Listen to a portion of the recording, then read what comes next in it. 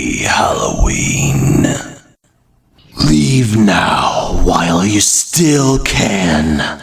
Leave now before Master finds you. Who is that knocking at my door?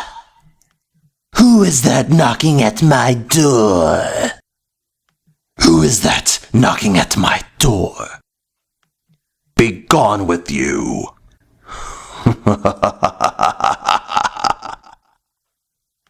Hello everyone, in today's video I'll be reviewing the Horror of Frankenstein from 1970. You guys are lucky how much I enjoy doing this, sucking it up, sacrificing, watching shitty movies for my honest opinion. The Horror of Frankenstein is a reboot in the Hammer Frankenstein series. This is not a follow-up sequel to any of the previous Hammer Frankenstein movies. At this point in time in the 1970s, Hammer was rebooting Dracula and Frankenstein. Just like Universal in the 1940s when they were running out of steam, same with Hammer in the 1970s. This was Hammer's low point, the end of a dynasty. At this point in time, they were only making these movies for a paycheck. What I don't understand is what makes this different as a reboot. The last Hammer Frankenstein movies were reboots themselves, and not much follow-up to the first Hammer Frankenstein movie. Except for revenge and semi-evil to a certain degree. One would think after the way Frankenstein Must Be Destroyed ended, that should have been the end of the Hammer Frankenstein movies. This movie was too comical, not taken seriously. The funny thing is, this movie came out 4 years before Mel Brooks' comedy parody, Young Frankenstein. The difference is, that is a much better and funny movie compared to this. I wish I was reviewing that movie today instead of this stupid movie. This movie is a black comedy, more of a spoof on Frankenstein, especially the first one, Curse of Frankenstein. This is the kind of movie they would have shown to Jack the Ripper if he was caught and watched his role of attorney until his deathbed as punishment for his crimes he committed. Ralph Bates, who was a good actor and has done some good Hammer films and other films, but he stinks in this movie. I had a hard time taking him seriously as Dr. Frankenstein. Maybe if he had better direction, he could have been a Dr. Frankenstein. He fails in this movie. Watching his performance makes me wish Peter Cushing was in this movie, but again, I kept reminding myself this was a reboot. Cushing was getting older at this point and could not play a younger Frankenstein. It's not like having The Irishman when Scorsese CGI Robert De Niro, Al Pacino, or Joe Pesci.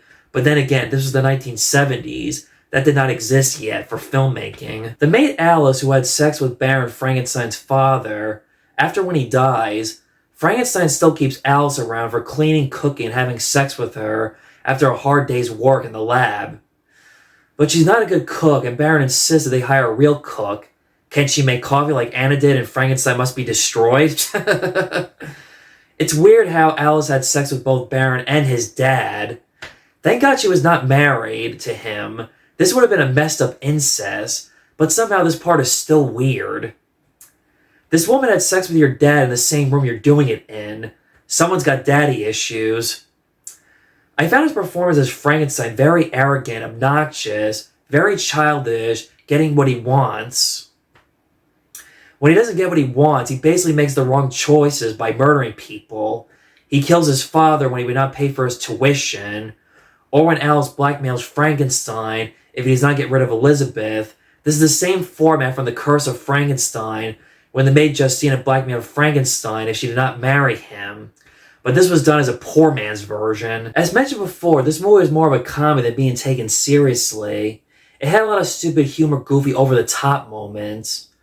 Early in the movie, the dean of the medical school tells Baron Frankenstein his daughter is pregnant. The way he says it's just so funny. "Pregnant, sir? My daughter is pregnant!" Oh my god.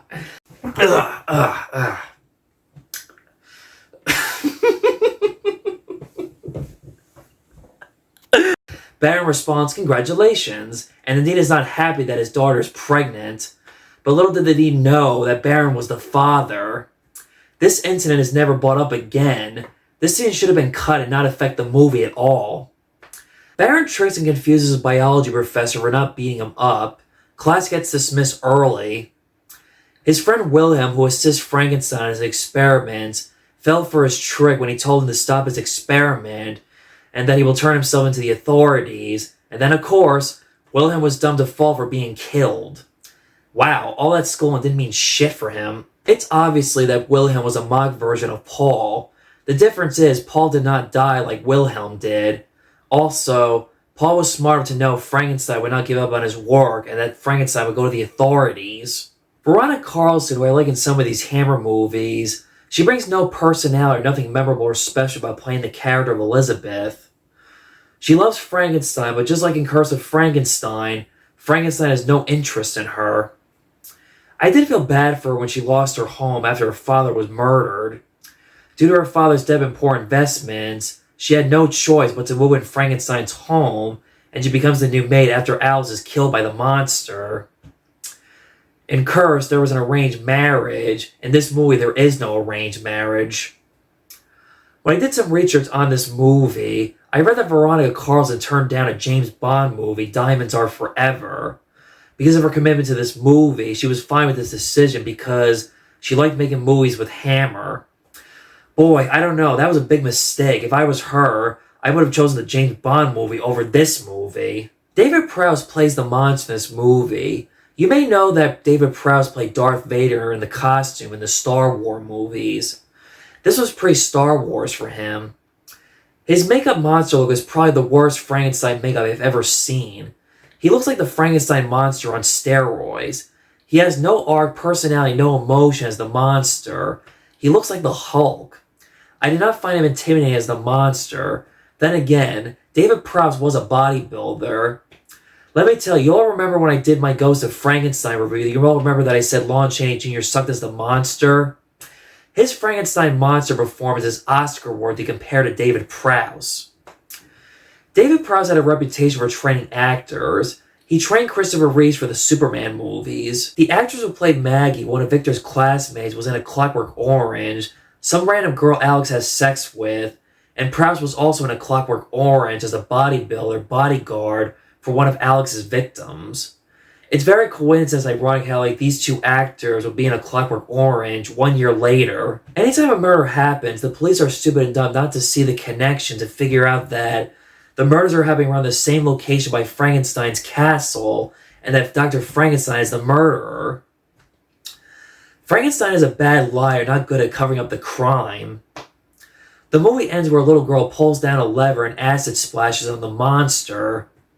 Frankenstein's crime is exposed, but we do not say if he'll be arrested or not. But then again, who cares? I'm not sure they wanted this to be a cliffhanger ending or set up for a sequel, but thank God they did not make a sequel to this movie. This movie is not sequel material. Rewatching this movie for the first time since 2019 for this review, this movie has not gotten any better for me and my opinions have not changed. This movie is so bad it's forgetful. It's a movie I won't go back to rewatching anytime soon or anytime in the near future. That wraps up today's review of the Horror of Frankenstein. Tomorrow we dive into the final Hammer Frankenstein movie, Frankenstein the Monster from Hell. Check please.